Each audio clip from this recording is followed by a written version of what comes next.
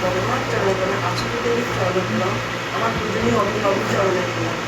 ঠাকুরদের আমরা সত্যি সবাই ভালো আছি। এই যে এই মা যখন বললেন আমাদের বিপদ আসবে না, আসবে, কিন্তু ঠাকুর আমাদের উদ্ধার করলেন। কেন আমাদের কর্মফলটা কোথায় যাবে? কর্মফলটা থেকে আমরা উদ্ধার হয়ে যাব।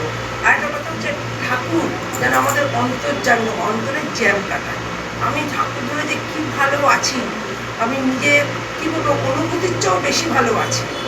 আমরা যখন, আপনারা সবাই দেখেছেন লকডাউনে একটা মেয়ে বাইক চালিয়ে চালিয়ে সংবাদের কথা বলতে বলতে যাচ্ছিল, এই ফার্স্ট লকডাউনে আমার তখন খুব মনে হতো, জানেন কী বলবো, আমরা খুব আনন্দের সহিত বলছি, আমার তখন মনে হতো যদি আমার একটা মেয়ে এরকম হয়।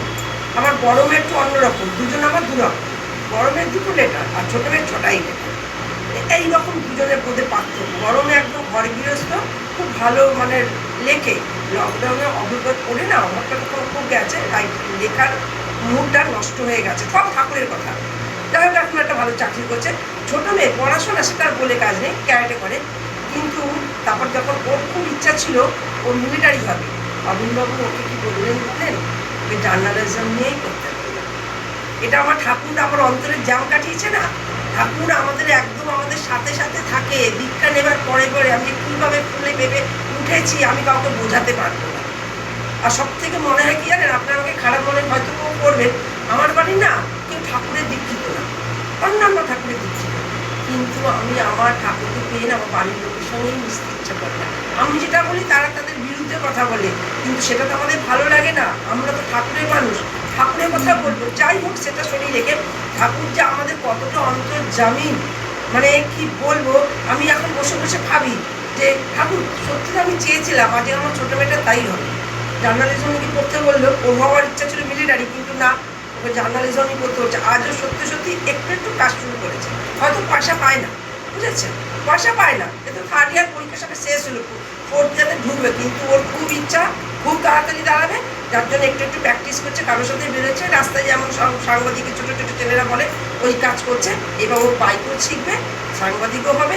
সেটাই আমার ঠাকুর আমার অন্তরের জ্যাম কাটিয়েছে। আমি আমার ঠাকুরের কথা বলতে বললে আমি ঠাকুরের দয়ার কথাই বলবো, আমি কি খাচ্ছি কি করছি সেটা বড় কথা না, পাঁচজনের মাঝখানে যে দাঁড়িয়ে ঠাকুরকে নিয়ে চলছি সেটাই বড় কথা। আর একটা কি জানেন তো, সব মায়েদের বলছি আমরা না একটু বড় লোক না, অভাবে দিন কাটাচ্ছি, তার মধ্যেও এমন একটা খবর আসে যেটা খুশি হয়ে যায়, মানে কেমন করে বলবো, আমার ধরুন খুব খারাপ বলতো না, আমাদের তো বাবার ব্যবসা, আজকে এত টাকা কালকে জিরো, আবার কবে হবে, কিন্তু এইভাবে আমার কেটে গেল। আমি মাঝে কিছু কাজকর্ম করতে, মেয়েদের পড়াশোনা তো অনেক খরচা, সেভাবে তো টিচার মানবে না, তোমার পয়সা নেই বলে মেয়েদের পড়াশোনাই হবে না, মাঝে মাঝে 5 বছর 7, 8, 9, 10, 11 বলে 5-6 বছর আমি রান্নার কাজ করেছি, কিন্তু মেয়েদের আমি জায়গা তৈরি করে দিয়েছি, কিন্তু তবু আমার কষ্ট নেই আমার ঠাকুরকে ধরে, মানে ঠাকুর আমাদের ধরুন যখন অনেক কাজ হয় খুব হয়, যখন নাই তো নাই, কি ভাবছি বসে বসে, আমি কি বলবো ঠাকুরের দয়ার কথা, ঠাকুর যা ভালো বোঝে তাই করে, আমি আর বলবো না, জীবকে আমি তোমাকেই দিয়ে দিয়েছি,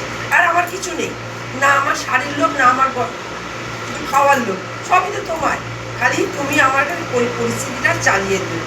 তুমি কী করে বলবো যেন আমি কি আনন্দ পেয়েছি, হুট করে, কোনো কথা নেই, হুট করে আমার মেয়ে, ধরো আমি একটা সময়, এটাও আমার ঠাকুরের দয়া, যখন প্রথম আমি মন্দিরে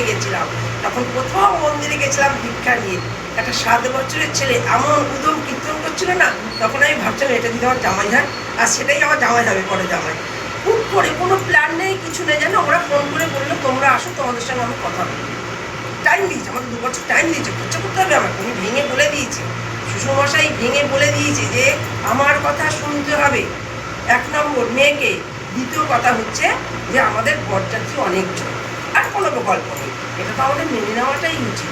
আমার জায়াম যখন বলেছেন আমার মেয়ের জন্য, আমার বড় জায়াম আমাদের বাবার মতো, এটা আমার মেয়ের জন্য আমি এই কথাটা দিচ্ছি, আমার কথা আপনার বাড়ি গিয়ে সব কথা শুনে, আমার মেয়ের নাম কথা, সেটা আমার ঠাকুরের দয়া না, ওই অভাবে দিন কাটাচ্ছি, কাজ বলে তার নাম হারিয়ে বসে, মানে চাল আসবে, ডাল আসবে, একসময় বাবা যখন যায় সাধু দোকান থেকে 1 মাসের বস্তা মস্তা নিয়ে চলে আসে, কেন উনি তো টাকা হাতে রাখতে পারে না, খেয়ে দিয়ে শেষ করে থাকে, নিয়ে এইরকম, আমাদের লজ্জা টজ্জা কিছু নাই, পরিষ্কার কথা, সব মানুষ সমান হয় না, স্বামী কখনো আসামি, আমি সবাইকেই বোঝাই, এইভাবেই আমার মানুষ করতে হবে ছেলে মেয়েদের, আমার মেয়েদের ওখানে তাই বুঝি, কেউ বল চাকরি ছাড়বে না, চাকরি ছাড়লে গণ্ডগোল আছে, আমরা ঠাকুর ধরে চলছি, ঠাকুর নিজেও বলেছেন মেয়েদের কিছু পড়া লাগে, তাই না, নারী নীতিতে আছে মায়েদের কিছু করা লাগে, যখন সংসারে অভাব করে তখন মা যদি কিছু বার করে দেয় সেই সংসারটা উৎফুল্লিত হয়ে ওঠে। সেটা কার জন্য? মায়ের জন্য।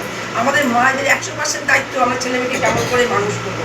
তার জন্য আমি সেটা ভেবেই ঠাকুরের কাছে আমি ভীষণ খুশি। ঠাকুর ধরে না আমার মানে এখন আমার এমন হয়ে গেছে, আমার বাপের বাড়ির সম্পর্ক যেন একটু কেটে কেটেই যাচ্ছে।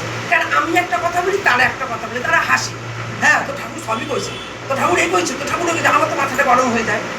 এই হলে সত্যি সত্যি যাই হোক, আমরা ঠাকুর ধরে এতটা ভালোবাসি। আমরা যদি সবাইকে যাজন না করি, না বলি, তাহলে মানুষ জানবে কেমন করে? এই যে আমি বলছি, এখানে আমরা সবাই কিন্তু দীক্ষিত মা, কেউ যদি অদীক্ষিত মা আসতেন তাহলে সে তো জানতেন আমাদের ঠাকুর ধরার মজা কেমন। এই হচ্ছে আমার ঠাকুরের মানে কি বলবো, স্বার্থ কথাই বলুন, আদরের কথাই বলুন। আর যেমন মানে কি বলবো, তুলসী গাছ, ছোট তুলসী গাছ ওটা, বড় তুলসী গাছ ওটা। আর যে ঠাকুর নেই তাতে কোনো দুঃখ নেই, রেখে গেছেন আছে যুগে পূজনীয় অবিনবাবু। অবিনবাবু কি করে বললেন, আমার মনের কথা বুঝলেন কেমন করে, কি করে হলো ওই কথাটা, কিন্তু আর সেটাই হচ্ছে। যাই হোক, আমি এই ঠাকুরদের খুব আনন্দ আছে, কিন্তু এতটা দূর তো কিছু মনে করবেন না, সরি।